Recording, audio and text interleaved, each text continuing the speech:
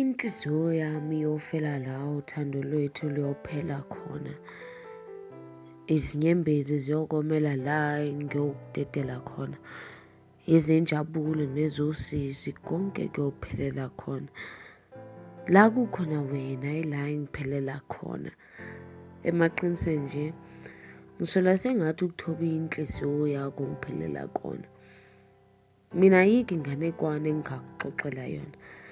Mlomo wami ungumthethi maqinisi, imfudumalo yesifuba sakho ngifuna yona. Bonke asebelele ngafunga bona ukuthi izandla zami thinta isikhumba sakho zingayivusa yona. Mina nginokudlala ngenkotha ngakukhona ngifuna yona, yona kayona. Akusiyimi inhliziyo yami ayifuni ukukudedela yona. Nesimilo siyangibalekela ungixolele kodwa komele ngiyithole yona.